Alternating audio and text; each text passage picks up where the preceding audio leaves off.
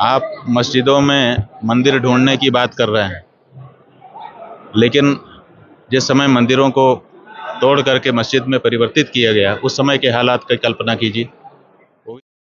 राज्य आजकल जो बटेंगे और कटेंगे का मामला चल रहा है, किस तरह से देखते हैं? वो राजनीतिक मामला है। राजनीति में हर राजनीतिक दल को वोट की ज़रूरत होती है, तो वो बटेंगे कटेंगे का मतलब है कि वोट बट जाएंगे तो ठीक नहीं होगा, इसलिए इकट्ठा थोक का वोट हमको दो, ये उसका आशय है। आज मस्जिदों में मंदिर ढूंढे जा रहे हैं और हालात देश के बिगड़ते हैं। किस तरह से देखते हैं आजकल देश का हालात? नहीं, देखिए, आप मस्जिदों में मंदिर ढूंढने की बात कर रहे हैं, लेकिन जिस समय मंदिरों को तोड़ करके मस्जिद में परिवर्तित किया गया, उस समय के हालात की कल्पना कीजिए। वो भी तो एक समय था। अगर किसी मस्जिद के बारे में ऐसा कोई इतिहास मिलता है, प्रमाण मिलता है, तो उसके बारे में चर्चा करनी चाहिए और चर्चा करके सुधार लेना चाहिए। इतनी ही तो बात है, और क्या है। गुरु जी, बांग्लादेश में हाल खराब हो रहा है हिंदुओं का, यहाँ मारकाट मची हुई है, तमाम विश्व देख रहा है, लेकिन यह हिंदुओं की सुनवाई नहीं हो पा रही है। क्या कहना चाहेंगे? नहीं, पूरे विश्व से क्या अपेक्षा करते हैं? सबसे बड़ी अपेक्षा तो भारत से है, क्योंकि भारत हिंदू राष्ट्र है। भारत में हिंदू बहुतायत में रहते हैं। हिंदुओं की मातृभूमि, पितृभूमि, पुण्यभूमि भारत है। तो ऐसी स्थिति में बांग्लादेश के जो हिंदू हैं, वो भारत की सरकार से, भारत के लोगों से अपेक्षा कर रहे हैं। इसलिए भारत को इसमें निर्णय लेने की जरूरत है। धर्म का सियासत में उपयोग किया जा रहा है, नारे धर्म के नाम पे आ रहे हैं। क्या जनता में विखंडन नहीं होगा भारत में जाकर देखा जाए तो? भाई, विखंडन ही तो हो रहा है। आप देखिए कि धर्म के नाम पर आज उतने लोग अलग नहीं हैं, जाति के नाम पे उतने लोग अलग नहीं हैं जितना पार्टियों के नाम पे हो गए हैं। पार्टियां तो लड़ाई के सिवाय कुछ करवा ही नहीं रही हैं। एक पार्टी दूसरी पार्टी से, दूसरी पार्टी तीसरी पार्टी से लड़ रही है और संघर्ष माने षड्यंत्र कर रही है एक दूसरे के विरुद्ध। तो ऐसी परिस्थिति में जो समाज बिखर रहा है, वो राजनीतिक दलों के कारण बिखर रहा है। इसलिए राजनीतिक दलों को इस बारे में विचार करना होगा कि हम समाज को टुकड़े टुकड़े में क्यों बांट रहे हैं, अपनी निष्ठा बना करके। अपने पार्टी के प्रति तो आप निष्ठा बना रहे हैं, लेकिन निष्ठा के साथ साथ दूसरी पार्टी के प्रति इतना द्वेष भर दे रहे हैं कि दोनों दो टुकड़े हो जा रहे हैं। जी, गौ गंगा गायत्री के लिए क्या कहना चाहेंगे? हाल फिलहाल में कैसे देखते हैं?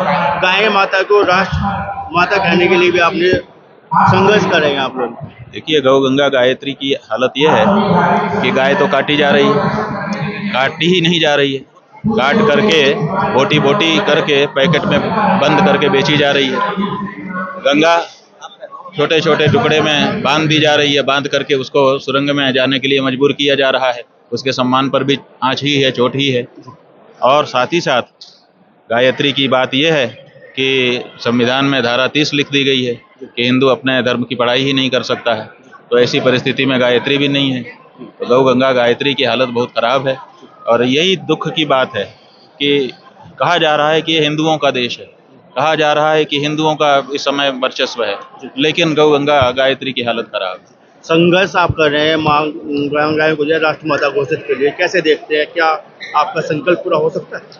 हमारा संकल्प निश्चित रूप से पूरा होगा, क्योंकि हमारा व्यक्तिगत संकल्प नहीं है, ये पूरे हिंदू समाज का संकल्प है। और लंबे समय से इसके लिए संघर्ष भी चल रहा है। और अब हिंदुओं ने बहुत कड़ा निर्णय ले लिया है। वो गौ मतदाता बन रहे हैं।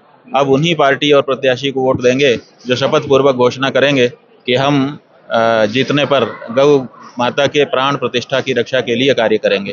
तो स्वाभाविक है कि देश की राजनीति परिष्कृत होगी। सभी राजनीतिक दल जब उनको लगेगा कि हमारा वोट कट रहा है, तो फिर वो गाय के प्रति अपनी श्रद्धा दिखाना शुरू करेंगे। महाराज जी, देवबंद के उलेमा हैं या फिर तोकी रजा जैसे धर्म गुरु इस्लाम वो बहुत भड़काऊ भाषण दे रहे हैं, कह रहे हैं कि हिंदुओं से जुड़ जाओ, हम सड़क पर इस तरह से देखते हैं। ठीक है ना, ऐसा है कि कभी कभी गलतफहमी हो जाती है किसी को, तो वो इस गलतफहमी में जी रहे हैं कि जैसे कभी किसी समय इस देश में हो गया कि हम आए और हमने तलवार का जोर दिखाया और हमने शासन कर लिया। तो अभी उसी युग में जी रहा है उनका दिमाग, तो वो समझ रहे हैं कि वैसा ही होगा।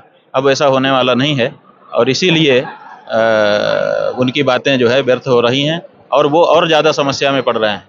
वो प्यार से मोहब्बत से यहाँ रहते तो उसमें कोई दिक्कत नहीं थी, लेकिन वो आँख दिखा करके यहाँ रहना चाहेंगे तो अब ये संभव नहीं है। कई प्रदेशों में और देश में बीजेपी की सरकार चल रही है। हाँ जी। बीजेपी की सरकार को किस तरह से देखते हैं? मोदी अब सरकार जो- देखिए, बीजेपी की सरकार, कांग्रेस की सरकार, हर सरकार तो उसी ढंग से चल रही है।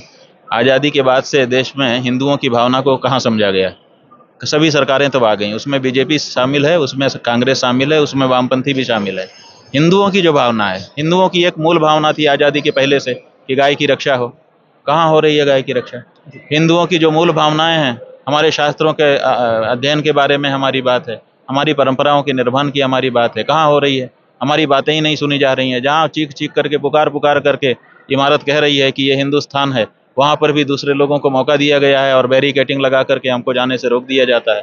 तो अभी हम नहीं समझते हैं, भाजपा हो चाहे कोई हो, किसी का भी आप नाम ले दें, हम किसी का नाम लेना नहीं चाहते हैं, लेकिन आप नाम ले रहे हैं तो हम कहना चाहेंगे कि अभी तक कोई भी हिंदू सरकार अभी तक भारत में आज़ादी के बाद से बनी नहीं है। पुनः प्राण प्रतिष्ठा होगी, इसके लिए शंकराचार्य ने बात रखी थी। देखिए, पुनः प्राण प्रतिष्ठा का मतलब ये है कि जब मंदिर बन जाता है तभी प्रतिष्ठा होती है।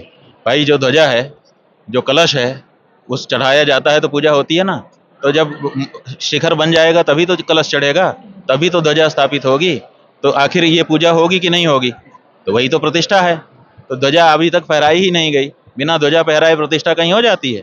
तो इसका मतलब है कि जब मंदिर निर्माण कार्य पूरा हो जाएगा तो स्वाभाविक रूप से ये सब होगा, तो वही प्रतिष्ठा होगी। वो गंगा गायत्री के लिए क्या संदेश देना चाहेंगे?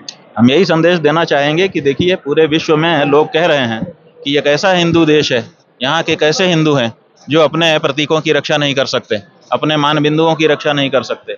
इसलिए भारत के हिंदुओं को इस बारे में सचेष्ट होना होगा, राजनीतिक बहकावे में ना आकर अपने मान बिंदुओं और प्रतीकों की रक्षा के लिए खड़े होना पड़ेगा। तो गऊ की भी रक्षा होगी, गंगा की भी रक्षा होगी, गाय की भी रक्षा होगी। इसलिए सबसे पहले हम लोगों ने, हमारे यहाँ चूँकि रोटी बनती है तो किसी की नहीं होती है, सबसे पहली रोटी गाय की होती है। इसका मतलब गाय हमारे लिए सबसे प्रमुख वस्तु है। तो इसीलिए हमने कहा है कि सबसे पहले हम गाय के लिए वोट करें। जब गाय के लिए वोट करके गाय के प्राण और प्रतिष्ठा की रक्षा कर लें तो स्वाभाविक है, तब तक लोगों को समझ में आ जाएगा कि हिंदू अपने प्रतीकों की रक्षा के लिए खड़ा हो चुका है, तो बाकी प्रतीकों की भी रक्षा हो जाएगी। इसलिए सबसे पहले गाय की रक्षा के लिए मतदान करने के लिए संकल्पित होना है। ठीक है सर। अच्छा, बढ़िया।